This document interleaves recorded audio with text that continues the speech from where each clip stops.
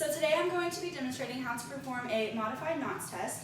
So we already have everything kind of pre-pulled up because unfortunately I do not have the privilege of working with 15 mil tubes or a 15 mil centrifuge. So we are doing a modified knots test. It's the same ratios, so you're going to take 0.6 mils of anticoagulated blood, and then 5.4 mils of the formalin 2%, which we diluted ourselves.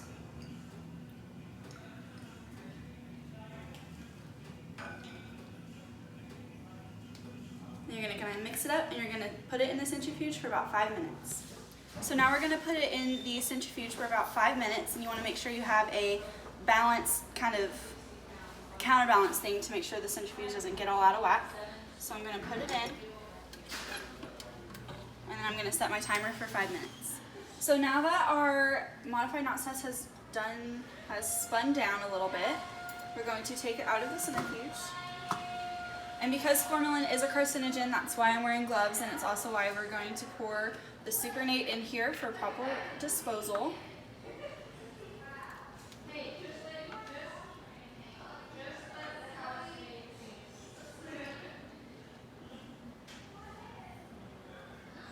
And then we're going to add 1 drop of the methylene blue stain.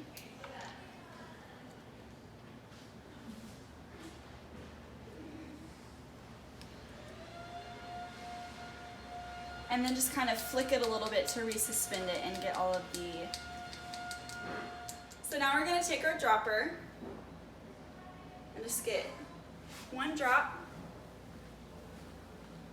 put it on the microscope slide, and then put our cover slide on top. And then it's ready to look in the microscope. So for the cross match, we have both samples of blood here from the recipient and the donor in our EDTA tube and our serum separator tube. So we're going to go ahead and spin those down in the centrifuge for about 10 minutes. And we have them all balanced out already. They're pretty even, so it should be good to go. So now that our samples have been spun down, we're going to take the 2 serum separator tubes and put them into just plain red top tubes, separating the serum from the rest of the sample. So here we have Tanner's blood, so we'll get Tanner's here since everything's already labeled for us. I'll just gently pop the top off. We've got our little dropper here, which will just pull it up and transfer it over. Trying to get as much of it as you can.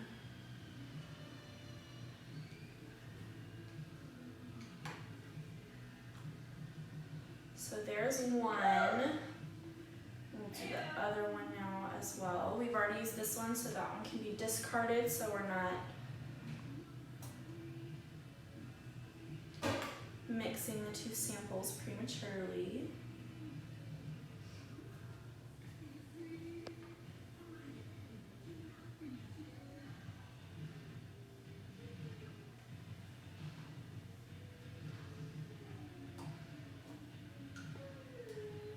So now we've got our 2 red top tubes. So now we're going to take our purple top tubes and we're going to remove the plasma. We've got our little cup here to discard of it. And we'll just get our dropper, pull up the supernate, discard it into there. There's a little bit more in here. And this does mix back up pretty easily, so you've just got to kind of be careful with that. So there's 1.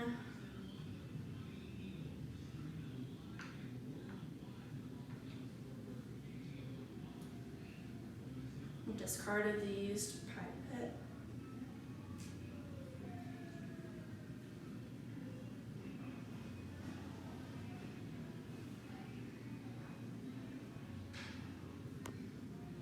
Okay, and there's 2.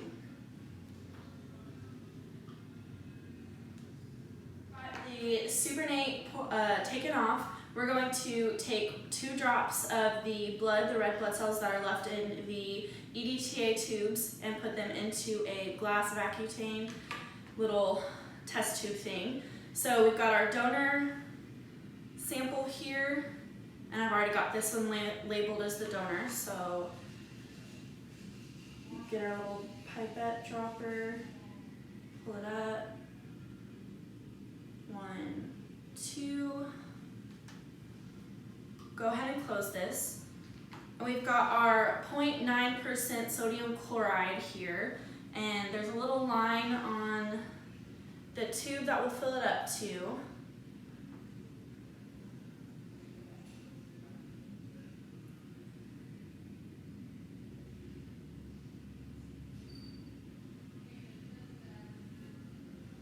So it's full to the line, and it would be ready to centrifuge now again for a minute. So we'll go ahead and do the recipient's blood now as well.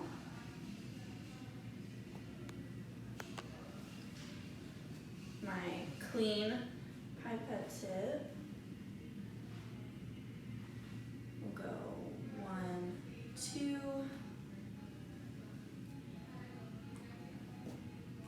Put that top on. Get our sodium chloride. Fill it up to the line. And now this one is ready to be centrifuged again as well. And after we invert it a few times. So now that they've been centrifuging for a minute again, we'll take them out. As you can see, it's already separated again, and we'll pour the supernate out. This one. It's that one, that's what I like. And then we've got more of our sodium chloride, and we'll fill it back up.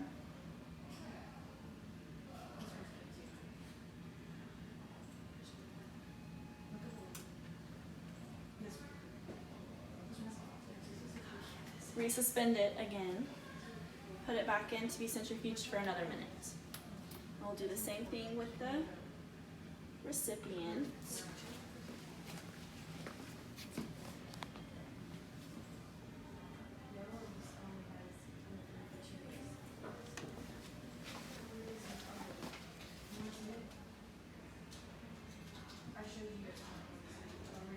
Fill it back up.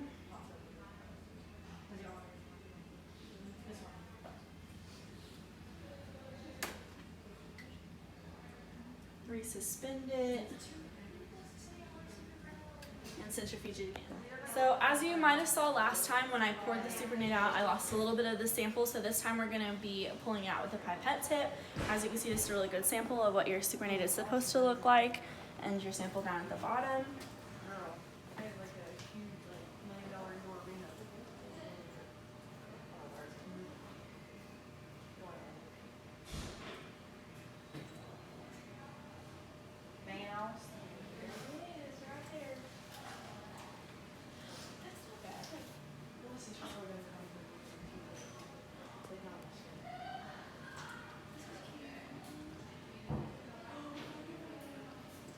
Okay, so now we've got all of that,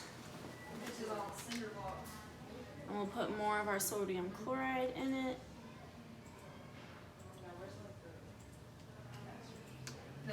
You missed it. Till it's full, and we'll place it back in the centrifuge. So now we're going to do the same thing with the recipient. We'll take the supernate off.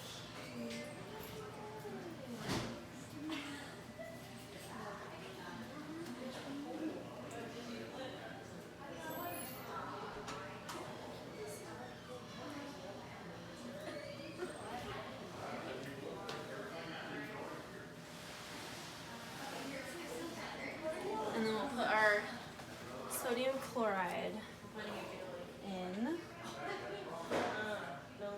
until it's full. Put the lid back on, and we'll resuspend it. And they've been spun down a few times. We're going to take the supernate off again with our little pipette tips and discard them into this cup.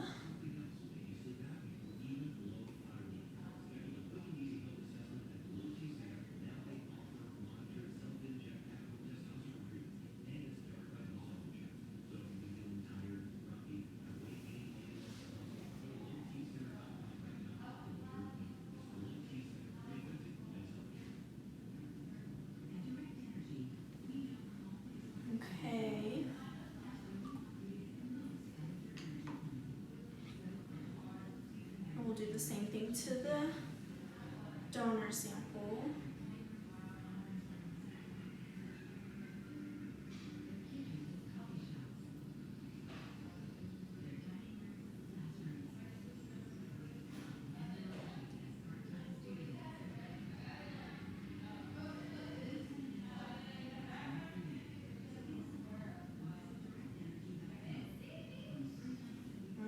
So now we're going to just kind of resuspend it a little bit to make it a little bit easier to pull up. And once we've got our packed red blood cells, we'll take our little TB syringe, our 1 ml syringe, and we'll pull up 0.2 mil, or 0.02 mils, my bad, of the sample. And then you'll kind of pull back a little bit and get all the air to the top so you can see how much we have. So we have about 0.1 mils, so we'll put the rest in here and get our 0.02, which is right here. And now we'll insert this into a new container.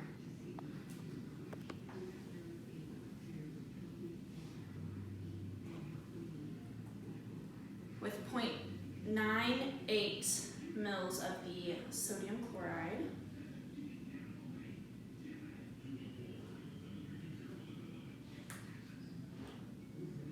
And we'll just suspend it and invert it a few times. And we'll do the same thing with the donor tube as well.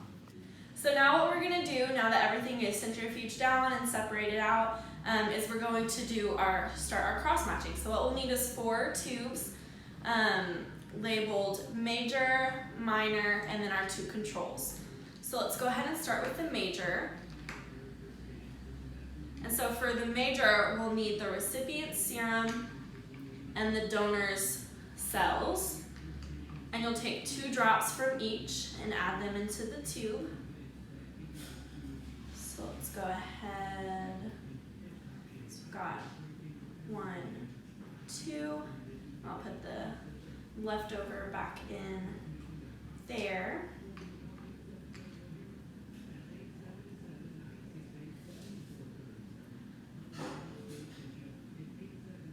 One, 2.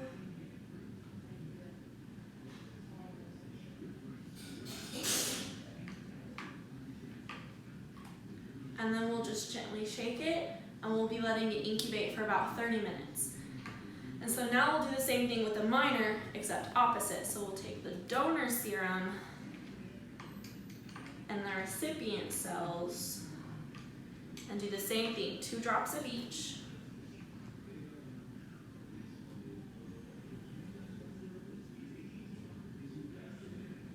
One, 2.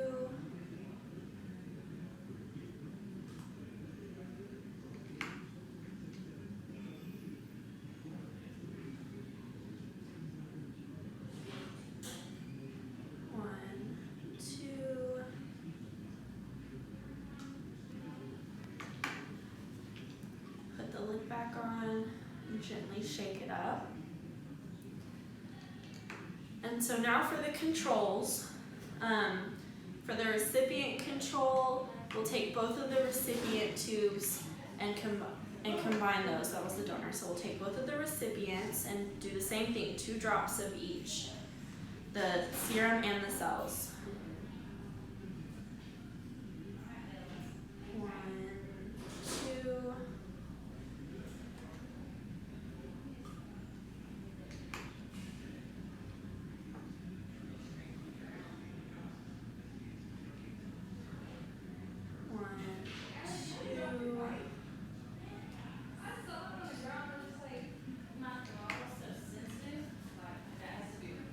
Shake it up and let this incubate for 30 minutes as well. And then the same thing for the donor, 2 drops of the serum and 2 drops of the cells. 1,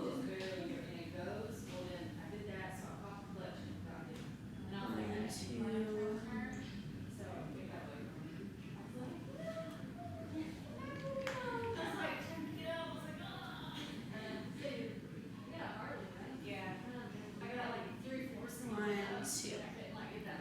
So now after all of these are set for approximately 30 minutes, we'll check back in. So after the 30-minute incubation period, we'll take all of our samples and we'll centrifuge them down for 1 minute. And since they're all the same amount, they're all equal and the centrifuge shouldn't mess up. So we'll get that started. And just wait. So here we have the major cross-match sample. And as you can see, there's the little sediment down there and there's no hemolysis. Everything is nice and separated. So once we do that, we'll check for any clotting to see if anything is happening, which it all mixes back up together nicely after flicking it a few times. So now what we'll do is we'll check it microscopically. And we'll just place a drop on our microscope slide, and I have the slides labeled as well. So we'll just get 1 drop, put it on the slide, and then place our little cover slip on top, and that'll be ready to look under the microscope for any problems. We'll go ahead and do the same thing with the minors. As you can see, there's no hemolysis. So I'll go ahead and flick our little sample to see if there's any agglutination, which there is not. So I'll do the same thing to this one as well, where I'll just take a drop and place it on the slide for microscopic evaluation.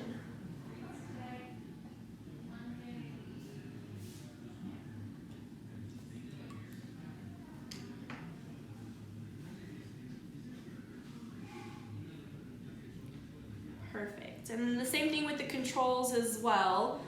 There was no hemolysis in any of the controls either. So everything's looking good. So looking at it microscopically, I'm not seeing any signs of agglutination. Everything looks nice and spread out. There's no little grapes, so to say, in here. So I would say this is looking good. That's the minor cross match. So now we'll take a look at the major.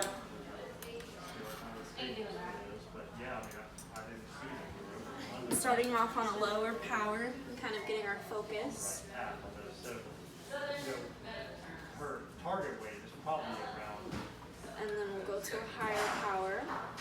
That's actually where she was when she was about a year old. And this one is looking like it has kind of clotted together, so I would say this is not a match. Do you have a raincoat? And I'll have my preceptor and doctor kind of double check me. But this one does look like it has some agglutination in it. So.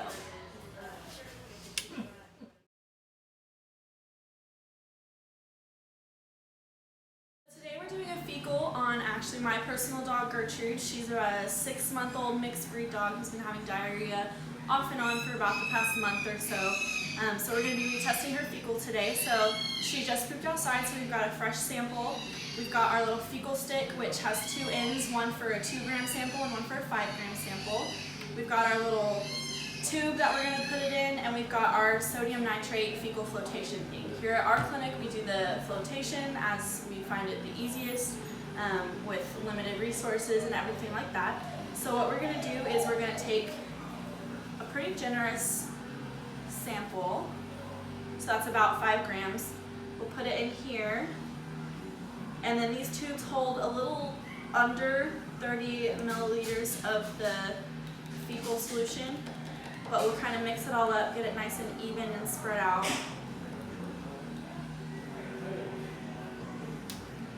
And then, if you want to bring the camera a little closer, we'll kind of put it all the way up to the top where it domes over just a little bit like that. We'll take our cover slip, place it flat on top, and then set our timer for 10 minutes. It's been 10 minutes. You'll gently lift the cover slip off and place it onto your microscope, or on your microscope slide, and now it's ready to look at under the microscope. Now we'll look at it under the 40 power on the microscope.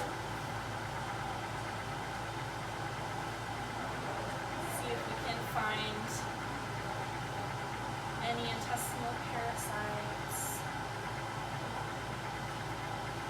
which I do see coccidia.